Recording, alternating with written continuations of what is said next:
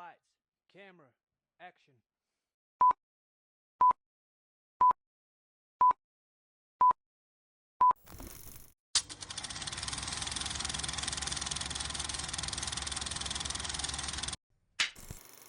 Hey everybody, welcome back to another review. Today we're going to be talking about the newest, again, rendition of Frankenstein, The Bride. So essentially this movie is about Christian Bale, who plays Frankenstein's monster, who pretty much goes to this scientist looking for a companion, and therefore that's when Jessie Buckley enters the picture as the bride. So I'll be completely honest, this was a movie that I really didn't know what to expect from. I just know that it was a new rendition of the classic 1930s Bride of Frankenstein, which I'm a massive fan of all the Universal Monster movies. That's kind of what really got me into horror when I was younger. Those are the movies that my dad showed me, so I have quite a bit of love for those. So I'm always down with some kind of whatever reimagining they want to have on a movie like this. I mean, he seemed to work really well with The Invisible Man, not so much The Wolf Man, but this one I was interested in because it had this kind of steampunk, rebel feel to it. And I was like, that could be kind of interesting to bring to a movie like this. So starting off, I really enjoy our actors in this movie. Christian Bale is one of my favorite actors of all time. I think he does a really great job of this character of Frankenstein's monster, but it's almost in a way where it's almost like the original with Boris Karloff. You have that feel to him where you're not, you sympathize with him. You don't think of him as a monster. You feel like he's almost got so much human qualities, and in this movie he's been alive for like over 100 years, so he's trying to, he wants companionship, he wants to feel something, be in a relationship, have something that's longing that humans do. And with that, there's also kind of this humorous side to him as well that I thought was interesting, and I think Christian Bale plays that very well. And it's done so well that it's not so much like Boris Karloff's rendition of it. I like that Christian Bale kind of did his own thing with it. Obviously, that is probably in the writing as well, but I do like that about his character in this, and I just thought he did a really great job with that.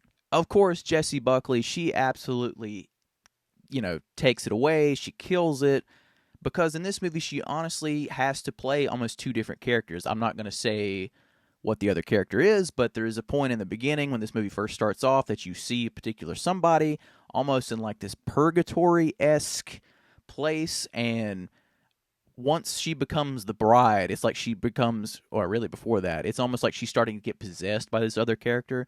So she's having to go back and forth between these two accents throughout the movie, and she just does a really, really great job. I mean, she's just a powerhouse performer, and like she is just flawless. Everything that she brings to this movie is really great.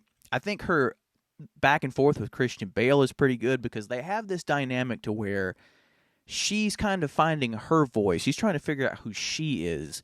And so it's almost like her and Christian Bale don't slightly have a lot of chemistry, but I also felt like maybe that was also on purpose because of what her character is kind of experiencing and what she's kind of going through in the movie. One of the other things I also really loved, in particular about Christian Bale's character, is that anytime he, was hurt or upset or anything, he just wanted to go to the movies. Like that was his thing. He loved being at the movies because he loved watching Jake Gyllenhaal's character, who I just, again, that's something that is so relatable in life for me in particular, that I feel like is this big thing to where, like, yeah, if I'm ever in a bad mood or if I'm feeling down or whatever, just having one of those days, you'll find me at the theater or you'll find me watching a movie because that's what I love, and that's where my comfort comes from. So I thought it was really cool, and maybe just a wink to us that, he goes to the movies so much and really finds enjoyment and stuff like that. I just thought that was a really cool thing for me personally. I think our other characters are done really well too, with the Peter Sarsgaard and Penelope Cruz are kind of like these detectives. While there's not a lot of them in this movie, and while their story kind of is fleshed out a little bit throughout certain parts of the movie and through conversations, especially with Peter Sarsgaard, I don't feel like there's a lot there, but I do really enjoy what they brought to the table. I think Peter Sarsgaard is an incredible actor. In the same way with Jake Gyllenhaal, Jake Gyllenhaal plays like this movie actor in the movie, and I really like what he brought to that for reasons I'll get into in a minute. But I also love Jake Gyllenhaal, again, one of my favorite actors of all time. But I do really like what he brought to the movie overall. I appreciate the aesthetic look of this movie as well. I think it's something that is really cool to have this kind of Frankenstein-esque film in the 1930s Chicago. I think that's a cool setting to have it in. And I love the fact that it still has that gothic hint to it as well. It has that flavor that those original Universal monsters had, where it's just shrouded in gothic, stuff like that. And it's something I really appreciate. But it's a cool new setting to have that character in, and that's something I really liked. And I just thought it brought something really unique and new to a story that's been done 100 times over. I think overall, again, this movie, not only with that, but it's just beautifully shot overall. Like, I think everything that they're able to do, like especially with like costume designs and sets and everything, I think it looks beautiful. I think really there's something very pleasing to the eye to look at there. Obviously, it's not going to be on the level of something like Guillermo del Toro's Frankenstein, because that was just something that literally looked like just something out of a painting or something out of a professional photography that's, right off the page onto the screen.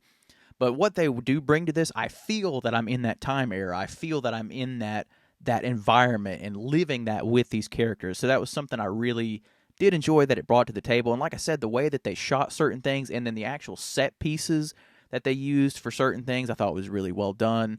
And like I said, really added something to this movie overall. And I don't know, there's something about this movie that I think makes me feel somewhat nostalgic in a way. I don't know if and I think it has something to do with Christian Bale's character and him watching those old movies, like the old movies with Jake Gyllenhaal, because like I said, a lot of those type of movies, like what he's watching and those Universal monster movies, are things I grew up with my dad and the movies that he showed me. And I think that's why I have really maybe such a connection with not only his character, but have such a nostalgic feel overall for this movie in particular. And I think it has something to do with the setting. I just love movies that are kind of set in this period of time. I don't know what it is that's like in my soul that makes me feel that way, but yeah, just something, it gives me that really nostalgic feeling overall. I also really enjoy kind of what the overall message of this movie is. There's something that's there's multiple things that you can get out of this movie, and I feel like there's something that's kind of an underlying message as well throughout it. But it's also one of those movies that does a really great job of being like, if you want to take something from it, you can, and if you don't, then if you just want to enjoy this as this monster type movie, go for it. You can do that as well, but I do like the fact that how this movie is mainly more focused on the bride, and because, in the original one, the bride is only in it for like the last 2 or 3 minutes. So this is a whole story, a movie that's dedicated to her. So I like that they went that approach, but I also like how they did it in a way that's not beating you over the head with what they're trying to say. And I just really enjoyed that. I thought like it was this a lot of people might look at it as like, oh, this is one of those female empowerment movies.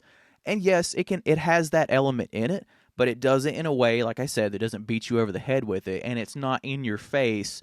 And it does it in a better way to where movies in the past, like take for example, Black Christmas 2019, for example, that movie was trying to do the same thing, but they were also all the time throughout the whole movie was just rubbing your face in it and was constantly like, yeah, men are bad, remember, men are bad, men are bad. This movie doesn't have any of that in it. It has its own way of telling that story, and it does it, like I said, in such a good way that if you love that and want to run with it, it's in there, but if you just want to put that to the side and really just go on this ride with these characters and just enjoy it as a surface level movie, you absolutely can. I also really like the relatability between both the characters. I love the fact that Christian Bale kind of plays this character where he's got this loneliness about him, but he's also trying to figure out who he is, and he just doesn't feel like loved. But he's also got this like shyness about him as well, where he's kind of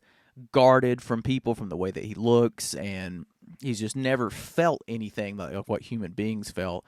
And then when Jessie Buckley first comes back from when she's resurrected again, she's this real, go for it. She's going to do what she's going to do, and she's just full of energy and life, and she's trying to discover who she is and figure out what she wants to do in this life. And even though that they're these technically dead characters, it's almost like they needed each other. and one really helps the other one, especially like the bride, I think really helps Christian Bale really kind of come into his own, really discover who he is and things of that nature. So I really liked how relatable that is in life, because there's certain people that come into your life that you need at certain points in time, whether it be a girlfriend or just a friend or somebody in your life that will really kind of change how you think about things and really give you a new lease on life. And I really love the other message in this movie too, that it's just like, yeah, these characters are technically dead, but God, they're just living. Because that was something that Christian Bale struggled with, where it's like he was just existing. And literally, that's, a lot of people feel that way, myself included, that you have like no real purpose and stuff. So I love that the two of them coming together and her being this just tour de force of a person for him really gave him some sort of purpose. I really enjoyed that. And it's like, it's a great thing of love and a love story throughout all that. And it's something, for me personally, I just really enjoyed about that. Now, with all that being said, there are a few negatives I have throughout this movie, and one of them being the pacing. I feel like the pacing is very up and down, almost like a roller coaster ride. Like you get some exciting scenes, and it goes into these slower scenes, and I'm cool with that. I like slower movies. I love slow burn movies, but there are points where it just keeps dipping, just like this. And I was honestly kind of caught myself dozing off from time to time, and it's just really because from how I work. So that's really my main reasoning why. But I was invested in the story, but because of how the pacing was so whiplash back and forth, that it just kind of really, there were certain parts that kind of just brought the movie to a screeching halt and made it just feel real clunky in certain areas of it. So pacing was a big thing. The other thing is that I feel like this movie almost has like an identity crisis, where it doesn't know what type of movie it wants to be, but it's also throwing everything in the kitchen sink in at it as well. Like you have, the messages I was trying to say in my positives, and then you have going for all that, but then you have like this, crime movie with the detectives, and it's like with Bonnie and Clyde meets like this musical number at parts, but then you have this stuff thrown in with other gangsters and all that, and you're just like, oh my God, there is so much stuff and so many elements in this movie that a lot of it you're like, okay, what angle do I need to be at here? Where do I need to focus on more? Because like I said, I think that's another thing that really killed the pacing, because you had to keep going back and forth between all of this stuff, to where I think if you really wanted to tell the story of just Jesse Buckley and Christian Bale, you could have easily done that in a way that didn't have all of these other elements mixed in. I mean, it's a very ambiguous script. I applaud Maggie Gyllenhaal for wanting to do this, because if I saw something like this, I'd be like, I don't even know where to start with a story like this. But I just feel like there's way too many things going on in this movie for you to really pick a lane and focus on. And like I said, I think that's a big part of what really hurt the pacing a lot. And I think all of that really, like I said, kind of hurt it in a way that made it really clunky, like I said, but it also did it in a way to where it's like it cannot find the narrative of what direction it really wants to go in. So it was just like, fuck it, we're going to do everything, and we're going to see what works and what doesn't work. I also know that they said this movie was in like post-production for like 2 years, I think what I read, so I guess they were trying to hammer out some of that stuff. But I still, even with all that time put into it, I don't think they got that part still 100% correct. I still feel like there was more that maybe they could have tweaked, but like I said, it's also such an ambiguous script that I feel like you could have easily taken some stuff out, some story beats out of it, and the movie would have flowed probably a lot better. This is a movie that I'm very curious to see where it's going to land with people, because from what I've seen so far, it's the same way, like I said in my Scream review, how it is very split. Like there's people that's been like, no, it wasn't for me, I don't want it. There's other people that absolutely loved it. So for me personally, I truly believe that this will become some kind of cult classic in years to come. There's something about that way that it is and the vibe to it. I just get that gut feeling that in due time, this will easily probably become a cult classic. I think when it comes out, and the longer that it is out, when years to come, I think more people will kind of maybe jump into it and kind of decipher it and have their own way of feeling about it. And because of all that, that's why I said I think it will become one of those movies that people will end up sticking with and be like, yeah, that movie that came out in 2026, The Bride, like it's just like it's such a classic now. I think there will be an audience for that. And I just, like I said, I just have that feeling. But overall, as a person that adores the Universal monsters, I think this was like a cool nod to it. Like I said, it's not better than The Invisible Man, but it's definitely better than The Wolfman. So it's in that middle ground. It's perfectly sandwiched in between those two, and it's one that I would watch again. And it's really a movie that I honestly appreciated at the big bold swings that it took with a lot of the things that it wanted to change and the elements that it wanted to do, and to create this own story with The Bride. That's something I really enjoyed. I know a lot of people will probably feel that this movie is very style over substance, and I will not argue that in any way, shape, or form.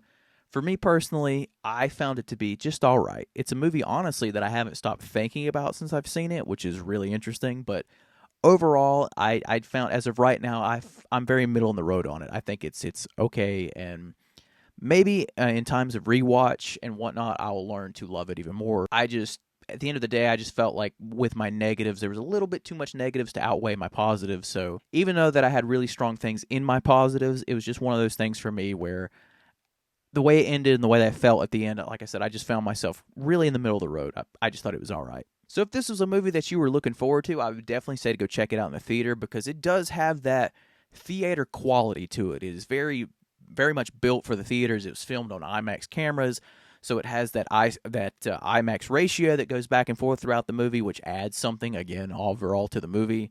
And so it's one of those things where if this is a movie you were looking forward to and you wanted to see, I would say go see it.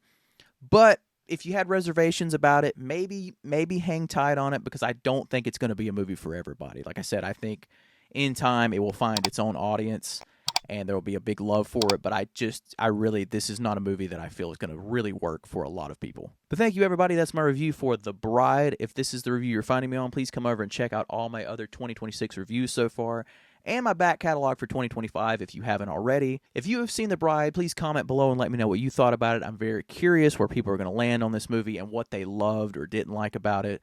And as always, please remember to like, comment, and subscribe. That way I can see all of you in the next one. Thank you so very, very much.